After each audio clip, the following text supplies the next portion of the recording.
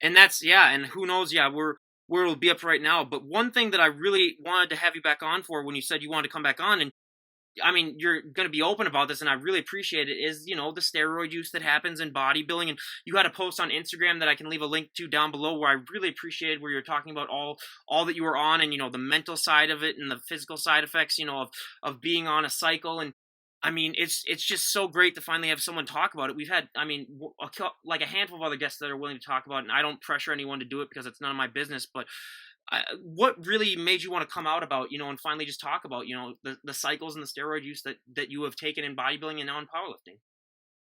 Well, I've always been super transparent in my journey and in life. I'm an open book and I have nothing to hide. And if anything that I say can influence or inspire or motivate anyone, then I'm not going to hold back from that. So, absolutely, I'll talk about anything that I've taken.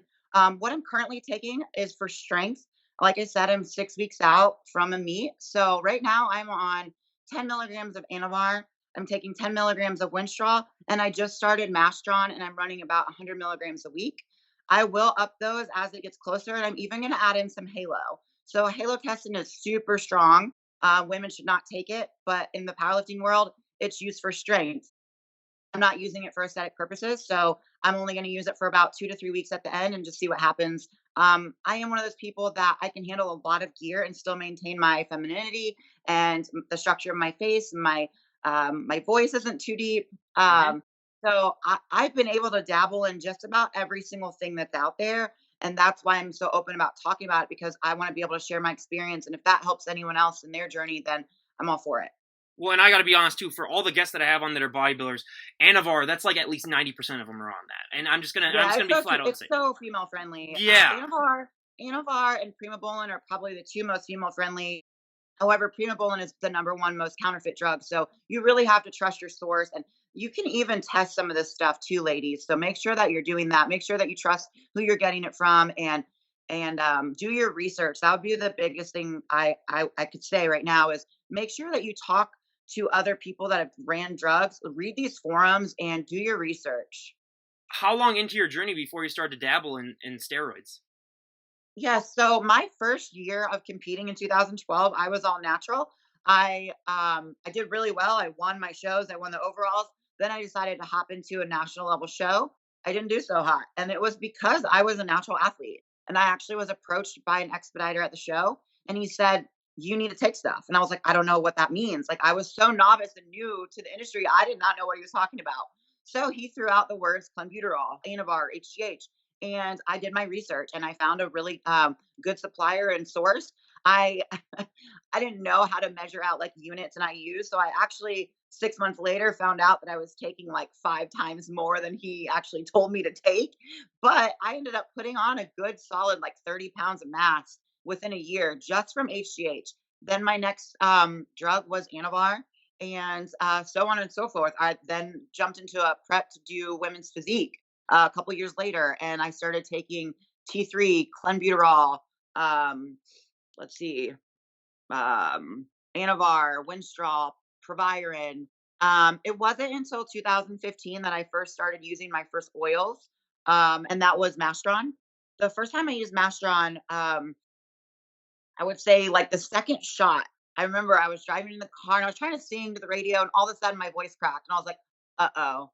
And I swear my voice has never been the same since. But to me, it was how I knew that I was probably at too high of a dose. So I just backed it down a little bit. And now I know what I can tolerate. And I've never pushed it past that because I don't want to, you know, 30 years from now, sit back and like regret the way that I sound or the way that I look, because in my younger years, I was trying to chase this dream. And for me, the only way to have longevity in this sport is to be smart about it. Even though it's so extreme, if you don't quit and you just keep out your dreams and your goals and you keep being consistent, you will reach them. I've been going out this for 8 years, and I want to enjoy it. Yeah, and absolutely. And one of the things that isn't really talked about, and I think the general public, one of the misconceptions that they have about steroids is that they think that people are always on them constantly. They don't know about cycles. They don't know, like, obviously you're not going to be, I mean, I'm going to just spoil it for everyone out there. You're not taking steroids every single day of your life.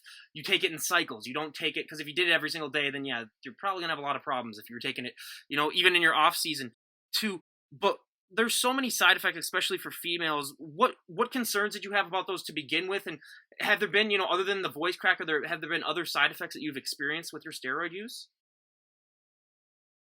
Yeah, so like you said, a lot of women in particular, they like to run things in their off season. I have been blessed and fortunate enough that I actually do not take steroids in my off season for bodybuilding.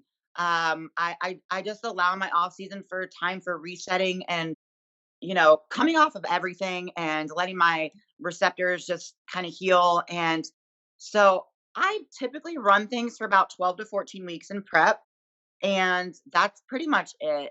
Now I know I'm not in bodybuilding prep right now. I know I'm in a piloting prep, but it's about the same. I started things at about 12 weeks out. I will say though that in my off season, I have ran things like DNP. I have taken anti-estrogens to kind of keep some of the estrogen away and to not gain some of that hip, butt, glute, thigh fat. Currently not running any anti-estrogens, but everything is different for everyone. And for me, I've had really low and mild side effects. Usually when I'm done with a prep and about maybe 3, 4 weeks after the show, my body will start to purge out the oil. And I may have like a slight breakout in my back, a few pimples, that's it. Other than maybe a little bit of like a hoarse voice if I tried to scream or yell. Clitoral growth, that's not necessarily a bad thing to have, but that's kind of it, really. I'm very fortunate. Like I said, when I run Proviron too high, I do notice hair loss because it is DHT derivative. So I start incorporating a shampoo for DHT blocking, and that really does help. Like I said, I tend to watch my dosage and my sides, and when I know I'm pushing it too far, I scale back. Another myth that I think people have about steroids is that people think that as soon as you take it, automatically you're just so much bigger and they just think like the first time you take it, you're just like, oh my god, it's so. How long for usually when you're doing a cycle? How long into that cycle before you really actually start to feel the effects, like the extended endurance, the better recovery, the more muscle growth? How long does it take for you in a cycle to really start to feel those effects? I would say general rule of thumb is about 3 to 4 weeks before you start to feel it and see it. And it just depends what you're taking, to be honest, and the dosage. I've had clients say, I don't feel it, I don't feel it, I don't see it. And I'm like, give it time. And then all of a sudden, a week later, like, oh my gosh, I'm so strong. Oh my gosh, I have veins in my arms. I'm like, see, patience. And that's huge with it, is just not trying to push it too fast and too much. I've had preps where I've taken so much gear and I wasn't getting the results that I needed. And then other preps where I've taken half of what I've taken before and I've gotten better results. So your body also, if you allow it to heal and reset, it you could have a totally different cycle each time. In your opinion, is everyone that steps on that stage for pro shows, you think that everyone's on at least something? In every category except for bikini, yes. Wow. And even in bikini, I know most bikini girls are at least taking a couple compounds, including like clenbuterol for sure. So on on a pro level, if we're talking IFBB, yeah, it's not a natural organization for a reason. I was gonna say, I was hoping that maybe there might be like that one genetic freak in there, but yeah, I mean, that's one thing Now that I I've will pointed out. say this: Juliana Malacarne, she did not run a lot of gear. She did not have to. She genetic freak. Most Brazilians are. Most African Americans. Shanique Grant. She didn't run a lot of gear, and some people just don't have to. But it all comes down to your work ethic, but also your genetics. Yeah. I mean, yeah, that's a big part too. And yeah, we had some of those close genetic freaks where you're like, yeah, they must not be on that much. But also when you're looking at, like some of these, horror stories that you see of bodybuilders in the past who have gone down, in the, when they're like 50 or 60, they have like lung issues, they have other problems. How much of that does that play into you where everyone deep down is probably thinking like, oh, if I just take just a little bit more, I'll be even better. How much of that, like knowing how that has affected people in the past, how much has that helped you say like, no, I want to be, a healthy individual when I'm 50 or 60? So for me, being in the industry for 8 years and seeing so many great athletes die at such a young age for pushing that envelope, it has given me a lot of perspective, and um, it got me to start doing my lab work in my off season. So typically what I'll do is after a show, I'll wait until everything's cleaned out about 6 to 8 weeks after a show, and I'll go get my labs done. And I'll see how much damage I did. And then I'll take the off season to fix myself and correct whatever's wrong. And then before I jump in a cycle again, I'll do it again. That following year, right before prep starts. That to me is huge because ultimately at the end of the day, you can't just keep taking more and more and more of something. And who wants to have heart issues because they took too much clenbuterol, or thyroid issues from T3, and now you're on a drug for the rest of your life because you were stupid and ignorant and decided to take more of something because you didn't realize what the aftermath was going to be long after. And let's be realistic. How many of us out there, because this is a very saturated industry, how many of us out there really have the true potential to be really great? I mean, top 10 in the Olympia. And so you kind of need to think about long term after the sport. If you probably aren't going to get to that level, then is it really worth it? Like, is your life really worth, an NPC trophy? Yeah, if you were to look at the general population of the US, like 320 million people, I'd say maybe there might be a few thousand that might have the genetics if they wanted to like really get into it. So yeah, it's so minuscule, but it's great that you're talking about this, and I really really appreciate it because I think a lot Of more course. people need to be, because yeah, the only thing that really pisses me off the most is people who are clearly on it and then they talk about like, oh, you can get results like me if you just like do my weight training program and stuff like that, and it's like, oh my god. And then I have all these people that come on, they're like, "Oh my god, I want his arms or her back." And it's like, "Well, you better have a crap load of money for this stuff cuz it's not cheap too." But one thing with steroids too is that it affects your mind as well as your body. There are a lot of mental things that come along. I mean, there's always that classic roid rage, which isn't, I mean, a lot of people have said, that's not really true. But how do those steroids affect you mentally when you're taking them? Cuz I mean, some of the stuff that you've listed, I mean, you're on a lot of stuff at times. So it's really, how does that mentally work for you? Well, like I said, everyone's different, so I can only speak for myself. I'm not really an aggressive, angry person. I think I'm pretty, um, I've been able to, as I mature and grow, I've been able to channel that, and so I utilize that in my workouts, Well, I say which I say too for benefits like the me. whole I say too for like the whole roid rage thing, I always say those are only the people that are naturally just angry without the stuff, and then taking the stuff just amplifies it. Because I always think with steroids, whatever your mood is like, it'll just amplify it really, and just so like if you, yeah. Exactly. You're gonna have triggers, especially when you're in prep and you're running multiple compounds and you're so tired and you're in a caloric deficit. You're gonna have triggers. Little things are gonna set you off.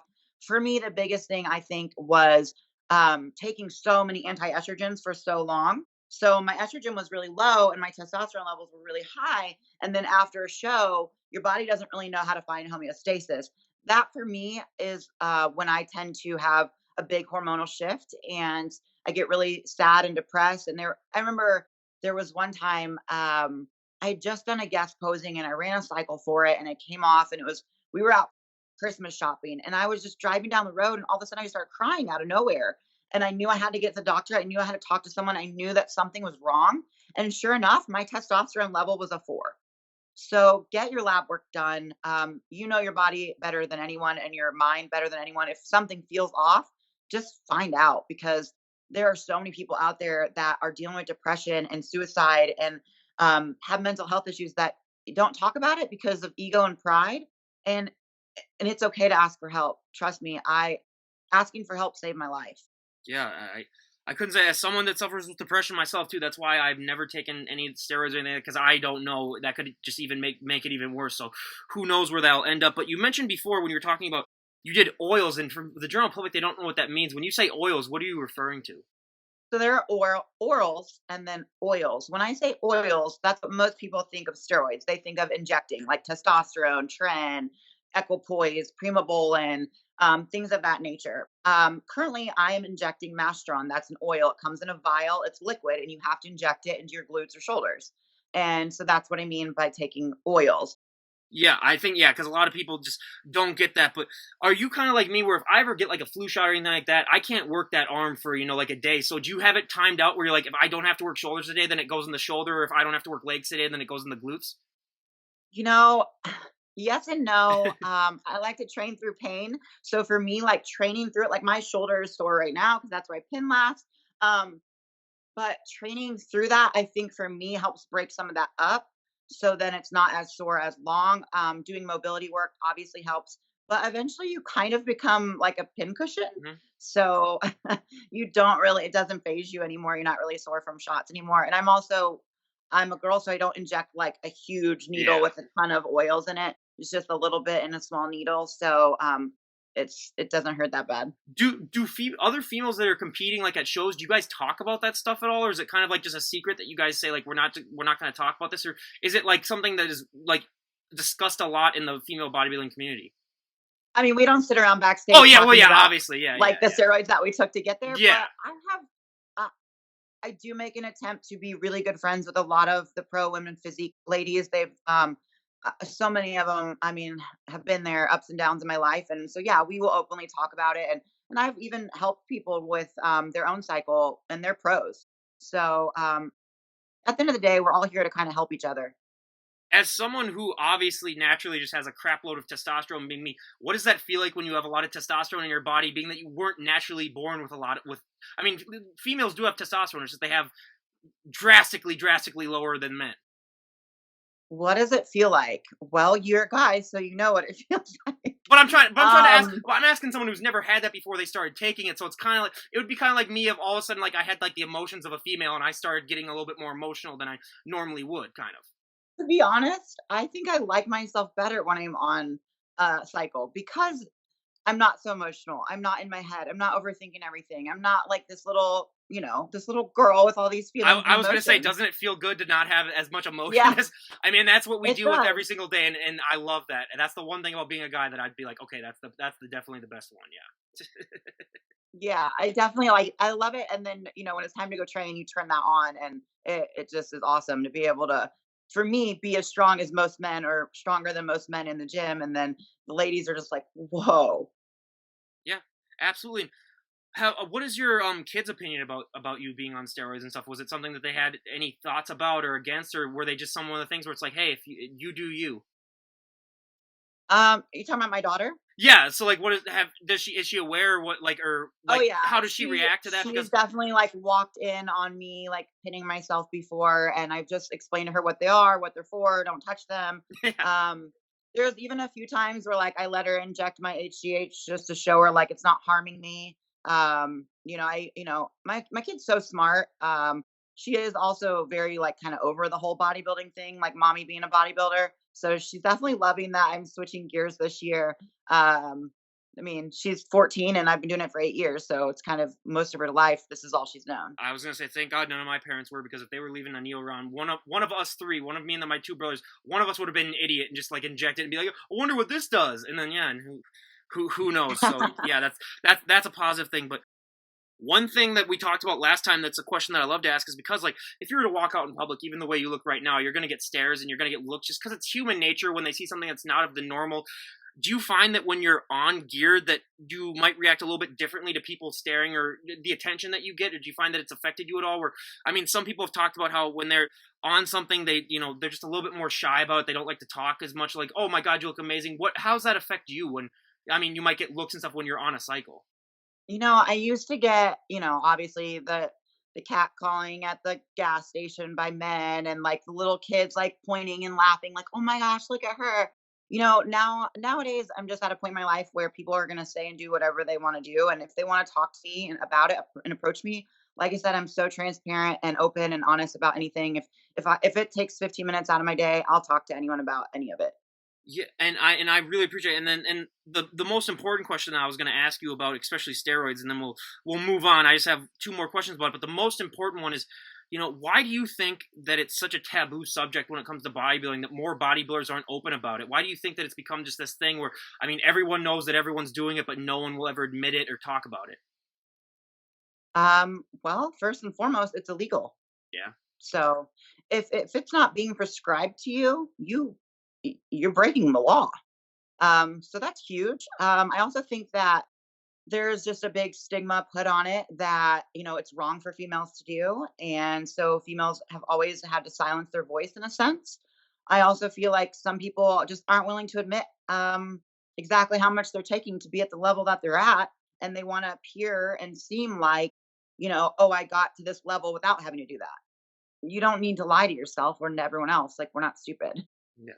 No, and that's, and I mean, I say the illegal part too, and it's like, yeah, the only thing I can really compare that to is, I mean, like in Minnesota, weed's still illegal, but you'll still have guys that'll just like smoke it out in public. But that's a Exactly. completely different thing. Where yeah, it's, and plus if it's part of the sport too, like if there's a mandate for baseball that you had to get high before every game, I don't think the players would admit to that, if they before they walked out on the stage. But when it comes to, I mean, there's so many different things where with steroids too, where people think that females are just taking the same thing that males take, where they're just like, people, first of all, they don't realize that there's more than one steroid. Like when you listed all that stuff, I mean, I think the general public, they just think that, there's anabolic steroids and that's it. And that's all anyone ever takes. But when it comes to the difference between males and females, how different is it in the amount of steroids that people take and, just the variety that they take in your Oh my experience? gosh. So most men are running things like like pure testosterone. Women hardly ever do that unless they're put on TRT, like replacement therapy by their doctor. Most men are taking multiple oils in a needle at one time. Dosage wise, women are taking anywhere from 100 to maybe 150 milligrams a week. Men are taking up to 1,000 milligrams a week. Jesus. So we're at like a tenth of what men take, and we're at like things that are like 10 times less anabolic as well. So there are female friendly steroids out there. There are women that take things like Tren and Test and things like, you know, I don't know, NPP, or I've taken Equipoise, like Sustanon. There's things that women take that they shouldn't. But for me, it's kind of like it's your life, and this is my life, and what I choose to do with it is on me, and the only person that can judge me is God. So 100%. And did you happen to watch when Ronnie Coleman was on the Joe Rogan podcast and he was talking about the? I mean, he said that he didn't even start doing steroids until after he got second place at the Olympia. So if you want to talk about genetic freaks, yeah, that's. I mean, if you get second yeah, place and you're all natural, that's. Geez, he was the one guy born for it. But yeah, that's, and but I mean, and I can say, like Keon Pearson, he's he ran like 2 compounds his first couple years. Like, they're just genetic there are genetic freaks out there, but and I there's not very many. and I hate them with my whole life because I mean they can, like I told you last Yeah, time. we feel like they have it a little bit easier. Well, like I told you last time, I still have a friend that could eat 10 Snickers bars a day and he doesn't gain an ounce of fat. And it's just like, I hate, and sometimes for laughs, he would literally, when we were in college, he would send me videos of him eating like just a crap load of junk in just a night. And then he'd do like him weighing himself and it's the same weight as it was like 3 days prior to, I mean, I don't, it's just absolutely Metabolic ridiculous. freaks, man. Metabolic freaks, man. And I told him, I was like, just get me anything like that. One thing that actually fascinated me too about steroids is that I've had guests on here that are in their 60s and they're women and they have bigger arms than me, and it's just like, what the hell's, so in your research that you've done, because I have not researched steroids at all, it's something that I wanted to just experience, so sort of firsthand from a guest. If you're an older woman or even an older man and you take them, is there an added risk of side effects as opposed to when you're younger, or have you done any research into that?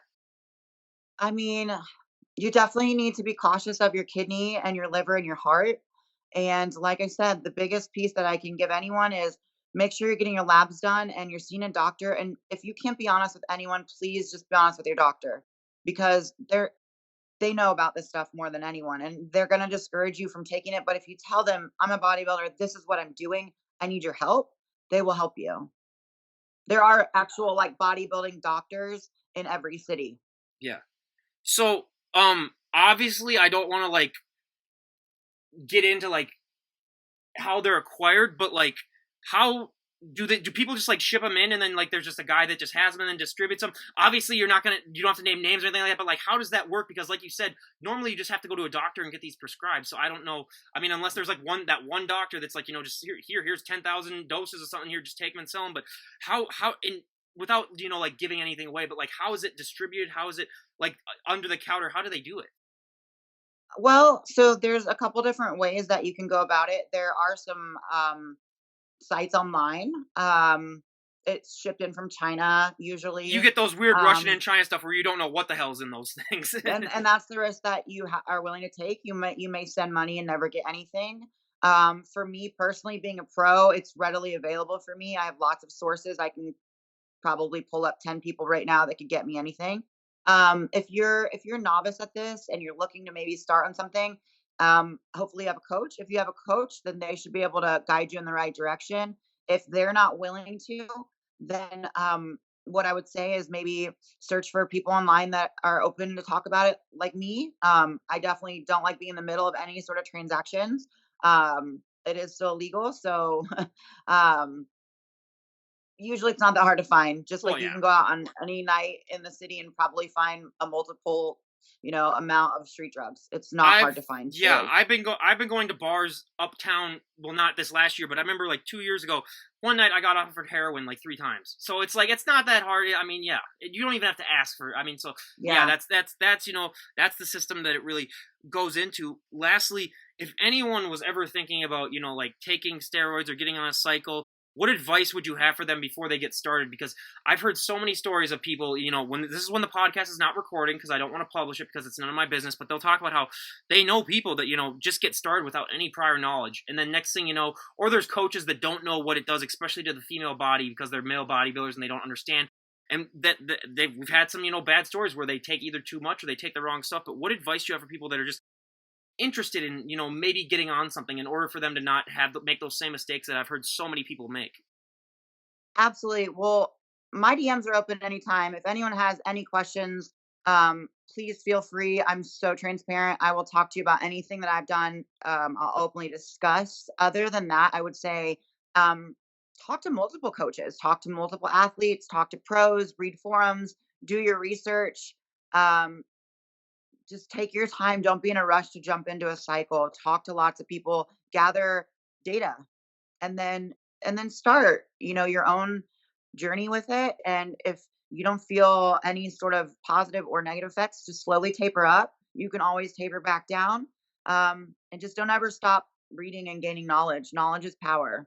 Yes, especially when it comes to your health. I couldn't say Yeah. that better And myself. there's some things that you can never go back on once you do it, so be careful. Yeah, that's the one thing too. I mean, especially for females, yeah, there's some of those things where I mean, as soon as you start, it can't go back. But I mean, again, Stephanie, we cannot thank you enough for coming on and sharing this because you're the first. I mean, you're gonna be like my 350th podcast, and like 250 of those have been health and fitness, and you're the first one that's come on and like openly talked about it. And I really, really do appreciate that because it is a taboo thing that I don't think it should be, but like you said, it's illegal, so I can understand that 100%. But I mean, just that truth and that honesty that you have and how open you are, like you always say you are, and I couldn't agree more. And it's just so great to have that on and really be willing to share that because a lot of people I think have all these misconceptions about it and anything that we can do to sort of help bridge the gap between people. But